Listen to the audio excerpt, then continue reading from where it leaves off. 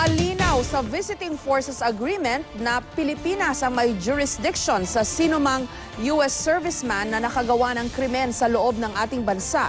Pero hindi raw ito nasunod sa kaso noon ni Lance Corporal Daniel Smith.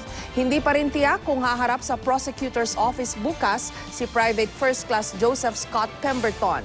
Live mula sa Quezon City, may report si Joseph Morong. Joseph? Jessica, para doon sa dating abogado ni Nicole doon sa Subic rape case na si Attorney Evelyn Ursua, maliwanag na nasa Pilipinas ang jurisdiksyon doon sa mga sundalo masasakot sa krimen dito sa Pilipinas. Batayan sa Visiting Forces Agreement. Pero si Attorney Ursua na rin ang magsasabi dahil sa karanasan niya na mahirap mangyari ito. Sa Visiting Forces Agreement o VFA na pinirmahan ng Pilipinas at Amerika noong 1998, klaro kung sino may saklaw sa mga Amerikanong sundalong nasasangkot sa krimen dito sa Pilipinas. Sa ilalim ng Article 5 o Criminal Jurisdiction, nakasaad sa Paragraph 1A, ang otoridad ng Pilipinas ang may jurisdiksyon sa mga United States personnel kaugnay ng mga paglabag sa batas sa loob ng Pilipinas at may parusa sa ating batas. Ganito rin ang makikita sa paragraph 3A, maliban na lamang kung batas ng Amerika ang nilabag ng US personnel.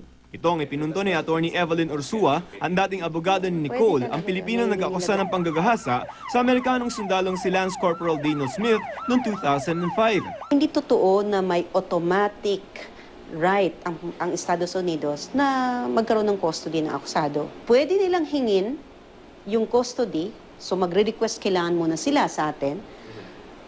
Hindi ibig sabihin, nag-grant natin. Dagdag pa ni Ursua, nung nililitis daw ang kaso laban kay Smith, ilang beses na iginiit ng ating Department of Foreign Affairs na dapat ay makulong siya sa pasilidad na hawak ng Pilipinas. It made a protest. Sabi ng DFA, we are putting on record yung discrimination ng treatment ninyo sa mga kaso ng gaya nito sa kumpara sa ibang bansa. Pero aminado si Ursua sa kabila nito, hindi nasakop ni minsan ng Pilipinas si Smith. It was anomalous. Very anomalous. Nagtatrial ka pero yung akusado mo hindi under the control of the court. Yung mga bantay niya, mga US security din. Sa US Embassy sa Maynila na natili si Smith kasi sinintensyahan siya ng guilty ng Makati Regional Trial Court noong Desyembre 2006 at kalaunan ay napawalang sala ng Court of Appeals noong April 2009. Bukas, nakatakda ang preliminary investigation kay Private First Class Joseph Scott Pemberton, ang suspect sa pagpatay sa transgender woman na si Jeffrey Jennifer Laude. Ang US Embassy hindi masiguro kung dadalo si Pemberton bukas. Nakasalalay raw ito kay Pemberton at sa kanyang abogado. Ang apat naman sa mga testigong Amerikanong sundalo nakaalis na ng Pilipinas ayon sa ating DFA. Umaasa si Ursua na may natutunan ng mga otoridad natin sa karanasan sa Subic rape case at igiit na sa Pilipinas makulong si Pemberton kung may probable cause o sapat na basehan na may kinalaman ito sa pagpatay kay Laude. Pero hindi raw malayo na hindi sumipot si Pemberton bukas. Kung ayaw niya sigurong makita ng publiko ang pagmumukha ni Pemberton at para magkaroon ng anti-VFA, anti-EDCA sentiment, alam na natin, nagda-damage control din sila ngayon. Ayon kay Justice Secretary Leila de Lima, kung hindi raw personal na mapanumpaan ni Pemberton ang kanyang kontrasalaysay, ay hindi raw ito tatanggapin ng piskal sa Olongapo. Wala po akong nakikita na rason na hindi paharapin yung respondent personally before the city prosecutor. And I think the city prosecutor will insist on his personal appearance. Jessica, Biyernes nung isang linggo na formal na ihain ng ating Department of Foreign Affairs Legal Office kasama itong si City Prosecutor sa Olongapo City Prosecutor Fiscal Emily De Los Santos yung subpoena para dito kay Pemberton. Jessica? Naalala ko, if my memory will serve me right, no, Joseph, yung kaso ni Nicole noon ay yung Subic rape case, yun yung kalaunan itinawag na dun sa kaso. Yung si Smith ay ikinulong sa US Embassy.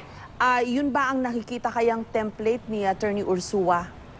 Well, at least kung hindi man template, baka precedent, no? Na pwedeng gawin ng US Embassy. Kasi kahit ang natatandaan ko sila Judge Poso, no, ng Makati RTC, may mga ruling na dapat yung jurisdiction ay dapat nasa Pilipinas. Pero ang na-supersede yan noon ngang agreement between then DFA Secretary Romulo at saka si Ambassador Kenny ng Amerika na nagkasundo na lamang sila doon sa lugar, doon sa loob ng US Embassy kung saan dapat ikulong, no?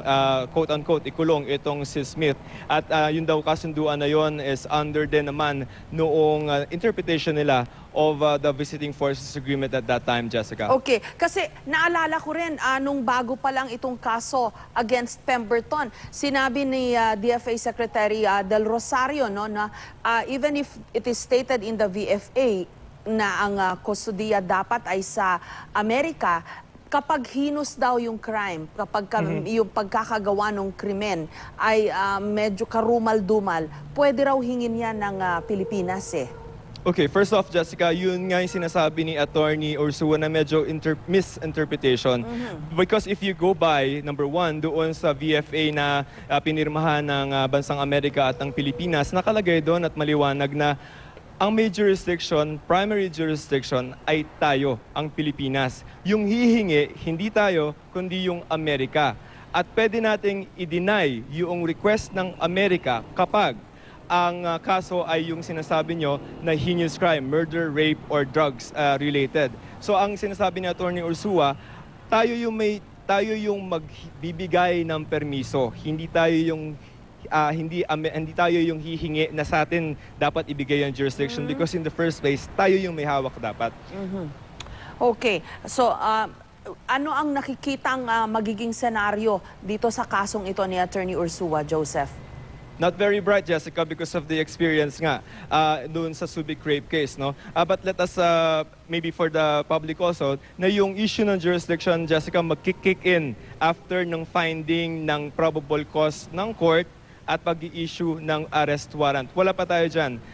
Let us remember na nasa preliminary investigation level pa lamang tayo. Ibig sabihin, yung fiscal, itong sila Fiscal De Los Santos ay titingnan kung may sapat na basehan para sabihin at naakusahan itong si Pemberton na may kinalaman siya sa pagpatay kay Jennifer Laude. So very early part of the judicial process, yung issue ng jurisdiction will kick in pag nakita na natin kung gagawin ng court na maglalabas siya ng warrant of arrest laban dito kay Pemberton, Jessica. Maraming salamat sa iyo, Joseph Morong.